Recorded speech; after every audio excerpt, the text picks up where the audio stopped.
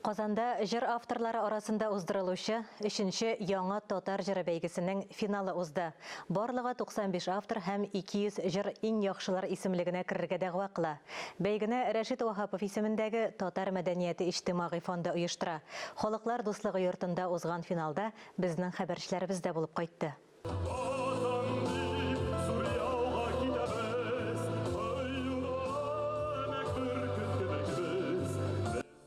Бүгінгі күн вазгыятын шағылдырған ил дәшкән шағында жырының сүзләрен Олсина Саляхова көйен Озат Халимов ижад иткән. Патриотик хисләрне шағылдырып, оны Татарстанның халық артисты Рөстәм Асаев башкарды. Быелда конкурс зур кызыксыну яткан. Оештыру комитеты түгел 200 җыр кабул иткән. Туган тел, туган җир, ана, бала, балачак, мәхәббәт. Конкурска тәкъдим ителгән җыр темалары төрле. Быелда безнең максатыбыз инде ул Электричеде бүгендә шулай булып кала. Татар җыр сәнгатен, татар эстрадасын затлы, сыйфатлы, зәвыклы җырлар белән баету. Алар бәлки бик күп тә булмас, алар күп була да алмый. Әмма ләкин инде быел без тыңладык, экспертлар комиссиясе тыңлады, конкурсның теге ярым финалы үтте. Аллага шөкер, урынга лаеклы һәм безнең җырчыларыбызның репертуарына керергә лайык җырларыбыз бар. Бәйгедә исемнәре әлегә билгеле булмаган авторларда, шулай ук танылган җырлар иҗат иткән Илгиз Закиров, Диля Булгакова, Айдар Юнусовлар катнаша. Композитор, автор башкаручы һәм продюсер Гүзәлия яңа татар җыры бәйгесендә инде 3нче ел 4 җыр җибәргән. Берсе балалар өчен, калганнары иң яхшы татар җыры номинациясендә катнаша. Беренче җырымны Лейсән Сөләйманова Ветрова белән Роберт Яңгуров башкарырга тиеш. Синме, минме дип атала. Эльвира Әхмәтова сүзләренә мәхәббәт турында шундый хисле, шундый темпераментлы җыры. Экспрессия белән җырлана торган. Бәлки бөтенләй бу теге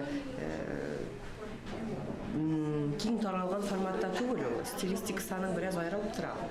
Шуңа күрә нишләптер мен эксперимент ясарга булдым. Икенче җырым инде более традиционный, халыкчанрак җыр инде. Аны Эльвира Хамматова башкара, анысының да сүзләре Эльвира Әхмәтованың.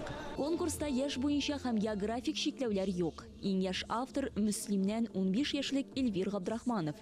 Иң өлкәне 92 яшьлек легендабыз Мәсхүд Имашев. Авылым дигән җыр исеме. Эчтәлеге дә авылыма яратуым, авылыма хисләремне ничек яратам.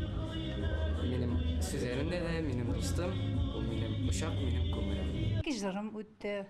Балалар җырына балам багалмам һәм өлкәннәр җырына инде Сөембикә җырлары. Авторларның күбесе әле башлап кына иҗат итә. Аларда бергә җыеп, шагыйрь һәм музыка белгечләрен җәлеп итеп, мастер-класс үткәреп булыр иде дип теләк тәкъдимнәрен әйтте бәйгенең жюри рәисе Розил Валиев. Билгеле иң беренче рәттә шагыйрь буларак аның сүзләренә. Ул чыннан да шигырьме? Шигырьнең бит аның үз таләпләре бар, анда образлык булырга тиеш, аның техникасы бар шигырьнең. Оннан соң мин игътибар итәм билгеле музыкасына. Ул чыннан да татар музыкасымы? Анда яңа ноталар бармы? Яңа аһәңнәр бармы? Оннан соң җырның сүзләре белән музыкасы тәңгәл киләме? Менә шуларны бөтенсен бергә кушканнан соң инде чыннан да бу җыр әйбәт икән дип аны инде без тәкъдим итәбез. Андый җырлар бар. 3нче яңа татар җыры бәйгесенең гала концерты Пирамида залында 18 мартта узачак. Ойзилә Батырханова, Иван Худяков, Татарстан яңалыклары.